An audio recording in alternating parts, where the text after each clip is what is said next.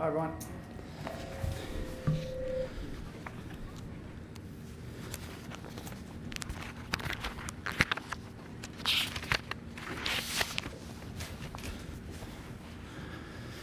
Okay, everyone good to go?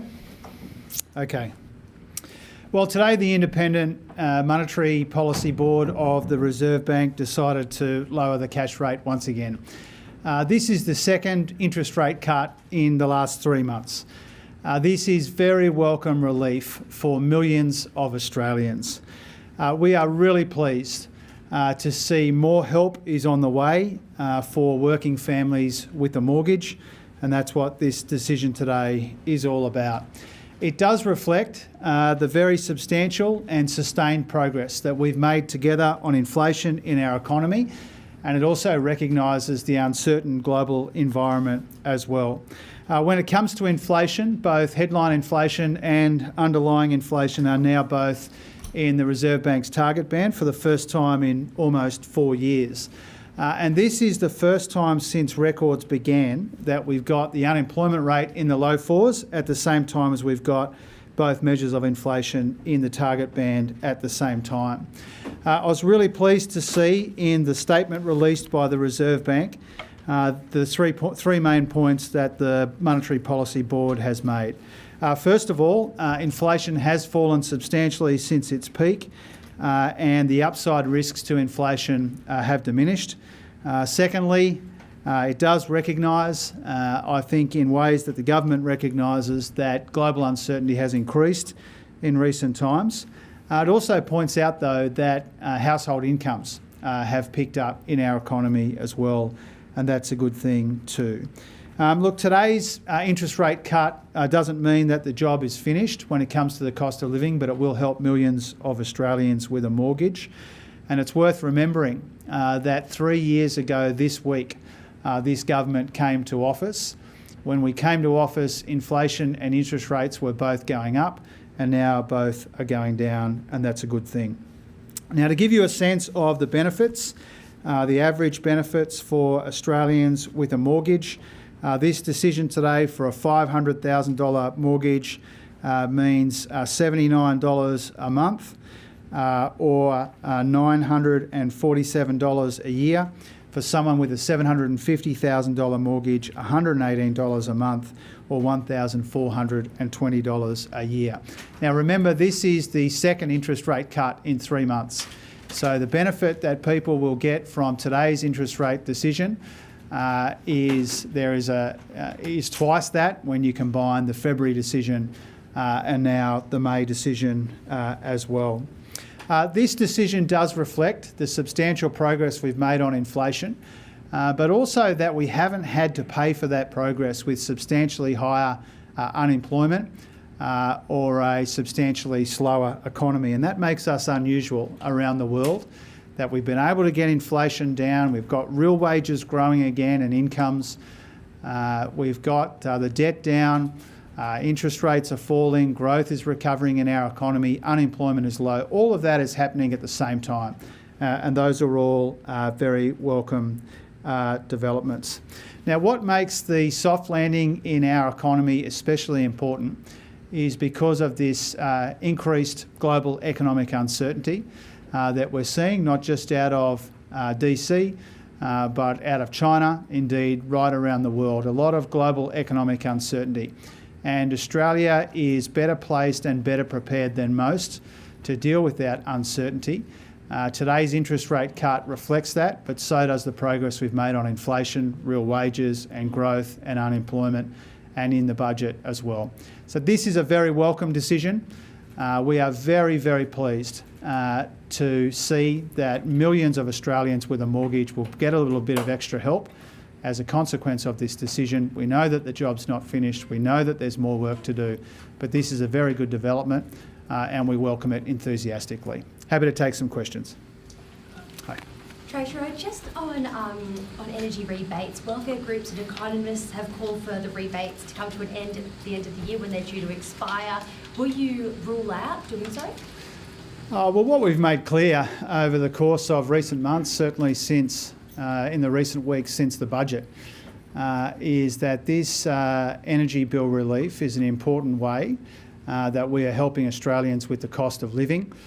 We only extended it for 6 months rather than 12 months because we know that at some point this electricity bill relief will taper away and will have to end. We've made that clear publicly on a number of occasions.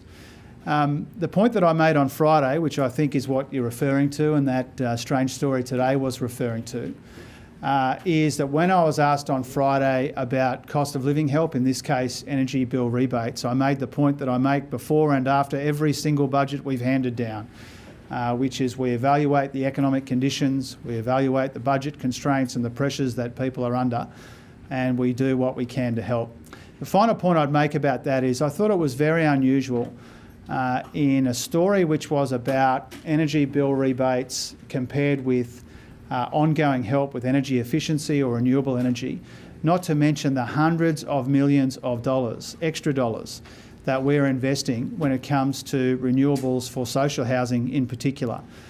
We announced that towards the end of last year. It's a very substantial investment. And what it shows is that we've been able to find room in our budget to help people with bills at the same time as we help people grasp the opportunities of renewable energy, including when it comes to people in social housing. We'll go behind you and then... Sorry, Treasurer, will you rule out continuing them at the end I of the year? think I've given a really comprehensive answer, and in the second part of my three-part answer, I pointed out that I say before every budget and after every budget that we evaluate the conditions and the constraints and the pressures that people are under. We've budgeted for it to end at the end of this year. That's clear in the budget papers. But what we do each budget in this room next door is we sit down with the Expenditure Review Committee and we work out whether we can afford to provide more assistance, and if so, what form that assistance would take. That will be our approach in future budgets, just like it was in the first four. It's currently budgeted to end at the end of this calendar year. We'll go behind you and then Andrew. You've mentioned many the before that the RBA is an independent body, that the government doesn't have a direct role to play with it. But we've seen the last rate decision was a pause while the election campaign was going on. Parliament hasn't sit yet for this one. Parliament likely won't sit before the next one. And it's probably the most stable we'll ever see government decisions. What role does that have in what the RBA does? Do you think that this rate cut move is because there is this kind of stability in what the government's doing? Oh, I don't see today's decision in political terms. I see it in economic terms. It is the right decision made for the right reasons. And the right reasons to make an interest rate cut like we're seeing today is the fact that together as Australians we've made a heap of progress on inflation. The global environment is uncertain. And for reasons outlined in the Independent Reserve Bank's statement today, they felt the conditions warranted this cut. The other thing which is a very good development is the Governor herself will be up shortly and will be able to speak through the rationale and the reasons for the decision that they've taken today. Politics do not play a role in decisions taken independently by the Reserve Bank. They weigh up the economic conditions as they have in this case, and they have the opportunity to talk through their reasons. Andrew. Thanks, Treasurer. On super, one of the things the Greens want in return for the support of the Division 296 legislation in the Senate is for limited recourse borrowing arrangements to be banned. That was actually Labor policy up until the 2019 election because of concerns it was overheating the property market. What's the government's current thinking on that? Do you support, is there room to maybe support banning those LRBAs by SMSF, self-managed super funds, as part of your negotiations with the Greens? Oh, that's not something that we've been considering. I think the point that we've made on a number of occasions since the election, the Parliament will return at some point. It won't be in the next few weeks. No doubt there'll be discussions in the Senate about the superannuation changes, but those discussions haven't begun. Are you open to it though? Going back to your pre-2019 policy? Well, first of all, that's 3 elections ago now. And so it's not our intention to resurrect all of the policies from 3 elections ago. We took an agenda to the election, including the changes to superannuation tax concessions to make very generous concessions slightly less generous, but still generous. And we would like to see that legislated in the Senate. We've not had any discussions about any of the changes that the other parties would like to see in the Senate. We'll go here and behind you, and then we'll come back to Tom. The Reserve Bank Board said headline inflation is likely to rise at the end of the year as things like the energy rebate rolls off. Should households be worried when they see those numbers tick up again? Does it mean that future rate cuts won't be on the table towards the end of the year? Well, I mean, first of all, we should acknowledge that the Reserve Bank has substantially revised down their expectations for inflation. So headline inflation by the middle of this year, in February they thought it would be 2.4, now they think 2.1. The end of the year, and this is partly because of the energy rebates, they've wound it down from 3.7 to 3.0. Trimmed mean underlying inflation, they've revised down for every half over the next 3 or 4 halves. So in the statement on monetary policy that the Reserve Bank's releasing today, they're downgrading, they're lowering their expectations for inflation, and that's a good thing. And they treat the unwinding of those energy rebates in the same way that the Treasury does with their forecasts. It's been clear for some time that when they are unwound, that has a short-term implication for the headline rate. But we are really encouraged and really pleased to see the Reserve Bank reflect in their statement that the upside risks to inflation are diminished, that we have made a lot of progress together on inflation. I think that's reflected in the fact that they have taken their forecast for inflation, both headline and underlying, down. Yeah. Sorry, Treasurer. Hey, I Thank did you. say you, yeah. Can I please get your take on the coalition split today? Well, this is a nuclear meltdown, and the coalition now is nothing more than a smoking ruin. They are hopelessly divided on personalities and on policy. It shows that the new leadership has failed its first test. It shows that they've learned absolutely nothing from the last few weeks or indeed the last few years. This is a nuclear meltdown in the coalition, and it's hard to see how Australians can take them seriously when they don't even take each other seriously. So the coalition is now little more than a smoking ruin. I think that is really clear. Also clear is the contrast between a government getting on with the job, managing the economy responsibly, here to talk with you today about the second interest rate cut in 3 months, and a coalition or a former coalition completely and entirely focused on themselves. They tried to divide the Australian community in the election campaign. They ended up dividing themselves. And the consequence of that is that the Liberal Party is now barely bigger than the crossbench in the Parliament. Okay, right. We'll post the water, so we'll go you three and then back here and then we're done. Yeah. Treasurer, this is the first interest rate. Sorry, we're chuckling because I meant behind you and then we'll come to you. But if Tom's all right, we'll start here. No, please, mate. Please, mate. I wanted to explain why Tom and I were smiling. Go ahead. Yeah. No, this is the first interest rate cut basically since Donald Trump imposed his tariffs, and the RBA in its decision was mentioning all the uncertainty internationally and how that affects on the domestic front, given that a lot of economists are saying that we're expecting 4, potentially 5 interest rate cuts this year. How do you see that those developments overseas will affect any possible cuts in the future? And also just on the Nationals issue as well, does that make governing even easier for you, given that the opposition is now effectively halved? Oh, first of all, I mean, there's nothing easy about governing, and you know, we don't underestimate our political opponents even at their worst, and so I think it's self-evident today that they've torn themselves apart, but our focus is not on our opposition. Our focus is on our economy. It's on the challenges of the next 3 years and the decades beyond. And I think you can see that contrast laid out pretty clearly today. You know, our focus will continue to be on providing the responsible economic management, which has been a defining feature of this Albanese Labor government. It was the primary focus in our first term and during the campaign, and it will be a primary focus in our second term as well. And one of the reasons for that goes to the first part of your question. There is a lot of unpredictability and volatility and uncertainty in the global economy. We see that reflected in the Reserve Bank's statement. We see that reflected in the statement on monetary policy and in the way that they've changed the forecasts.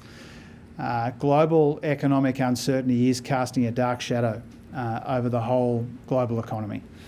And we are not immune from that. We're better placed, we're better prepared, but we're not immune from those developments. And you can see that in the way that the Reserve Bank has grappled with and explained this decision today, and no doubt Governor Bullock will also be asked about that shortly.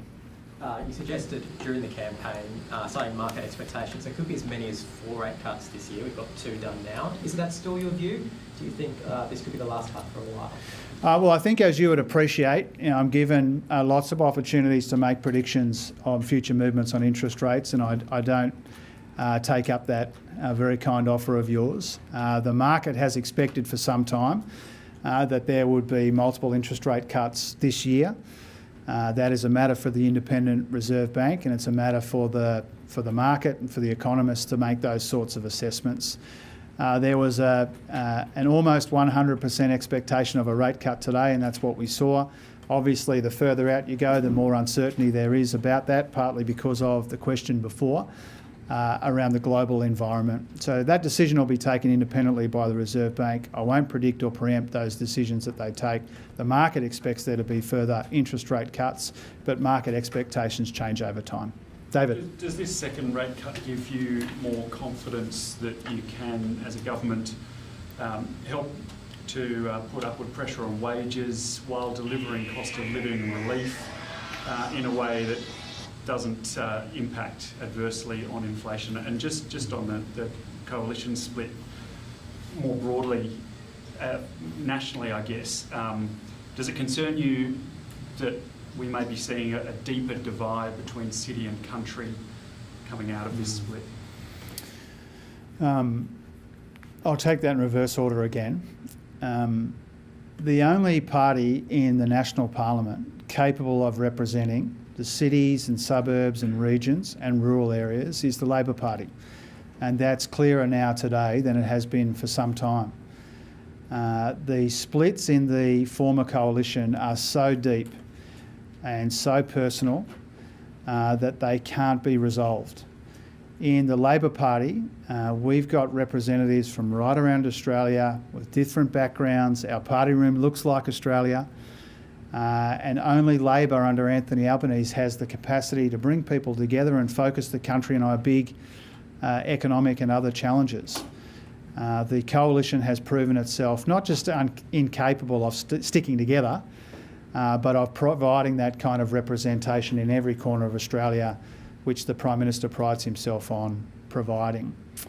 Now, when it comes to the various developments we've seen in the economy over the last few years, and indeed over the last couple of quarters, we are especially proud that we have been able to get inflation down, see interest rates start to come down, at the same time as real wages and nominal wages have been growing much quicker than they were under our predecessors.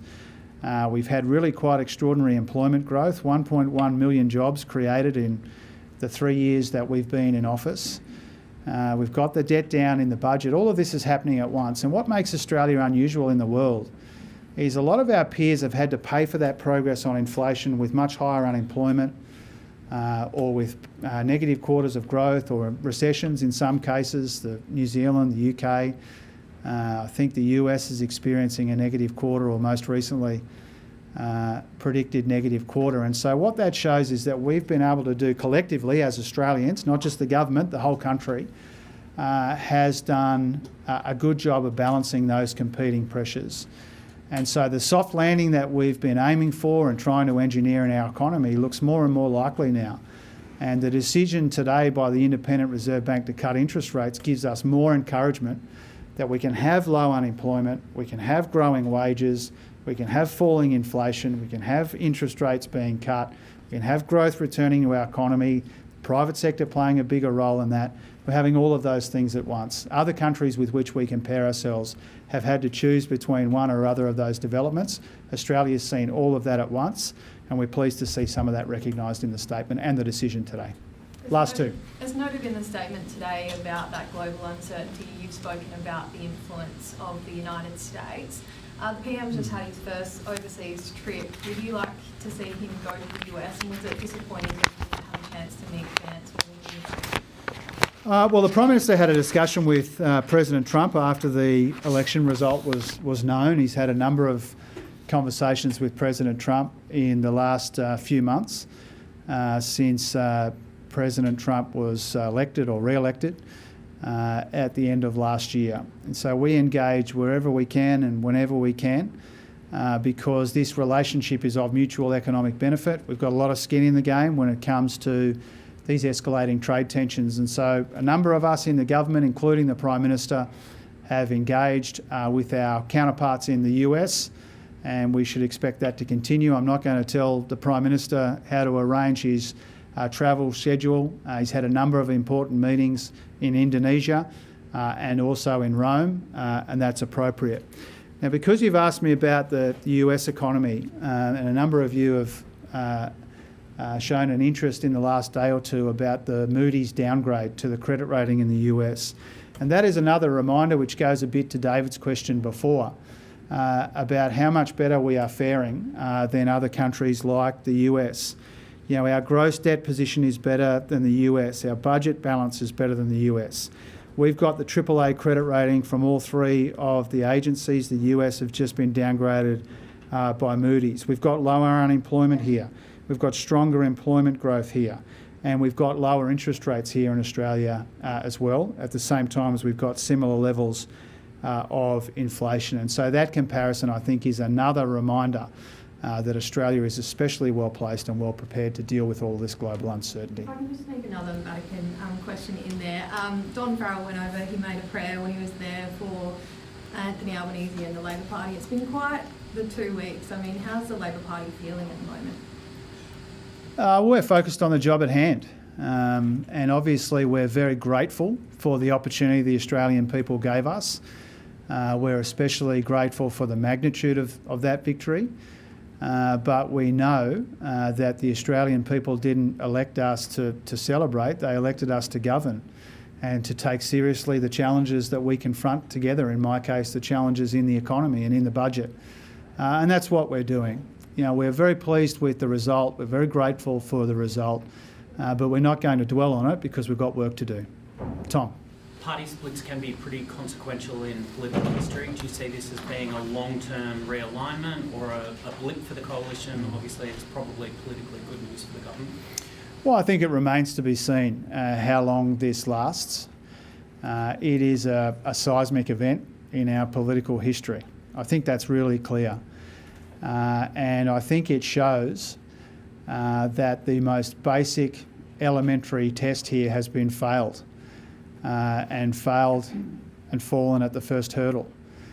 And so, as I said before, it is rare, but as I said before, it's consequential because the divisions in the coalition were unable to be reconciled.